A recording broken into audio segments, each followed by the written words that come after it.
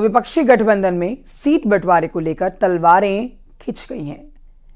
जी हां, गठबंधन के घटक दल ज्यादा से ज्यादा सीटों पर अपनी दावेदारी पेश कर रहे हैं। इस बीच अपना दल कमेरावादी, जिन्होंने 3 सीटों पर अपना दावा ठोका है, अपना दल कमेरावादी ने फूलपुर, मिर्जापुर, कौशाम्बी लोकसभा सीट पर अपनी जीत का दावा ठोका।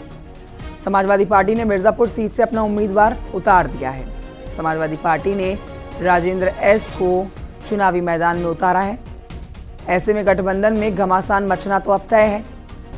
इससे पहले भी आपको बताएं कि राज्यसभा चुनाव के दौरान भी पल्लवी पटेल और अखिलेश यादव के बीच तीखी बहस होने की खबरें आई थी। पल्लवी पटेल ने कहा था कि अखिलेश से अपनी बातों के लिए लड़ना उनका हक है।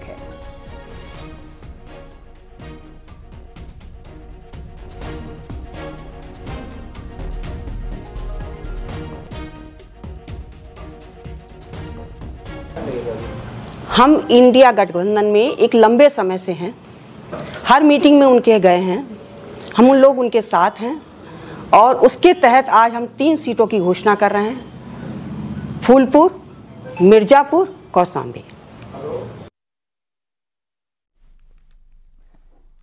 शोषित समाज पार्टी के अध्यक्ष स्वामी प्रसाद मौर्य ने लोकसभा चुनाव में विपक्षी गठबंधन का साथ देने का ऐलान किया।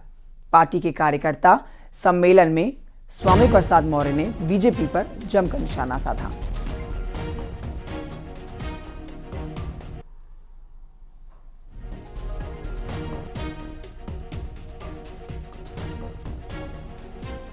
ने पार्टी का ऐलान कर दिया है तो स्वाभाविक रूप से विलय के लिए नहीं किया है, पार्टी को स्थापित करने के लिए किया गया है। इसलिए पार्टी आगे बढ़ेगी। हाँ, इतना जरूर है कि इंडिया अलायंस के कदम से कदम मिला करके हम चलेंगे। हम हमारा जिस भी रूप में उपयोग लेना चाहेंगे वो पूरा का पूरा मैं साथ देने के लिए तैयार हूँ। बीजेपी खत्म होने जा रही है। 2024 लोकसभा चुनाव बीजेपी की विदाई का चुनाव होगा। उधर अमरोहा से बीएसपी के सांसद दानिश अली ने कांग्रेस ज्वाइन कर ली है।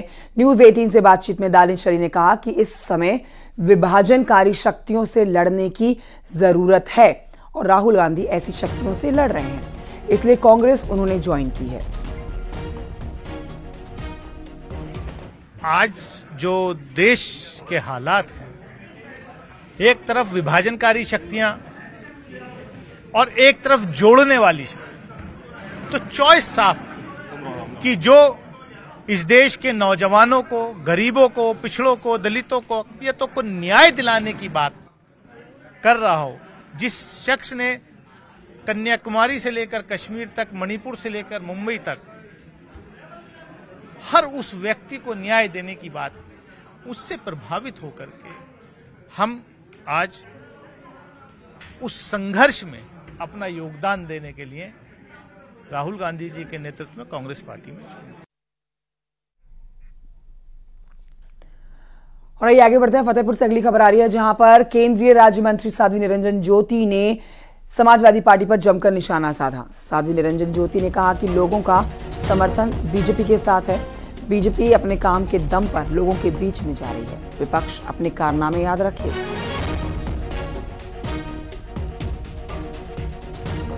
साध्वी निरंजन ज्योति ने, जो कि अक्सर समाजवादी पार्टी हो या फिर विपक्षी कोई भी पार्टी हो, कांग्रेस पार्टी हो, उन सब पर निशाना साधती हैं, तो एक बार फिर से जब उनसे सवाल पूछा गया तो उन्होंने विपक्ष पर करारा जवाब दिया, क्योंकि बीजेपी अपना काम लेके जनता के बीच में जा रही है और इसी वजह से जनता का समर्थन बीजेपी के साथ है।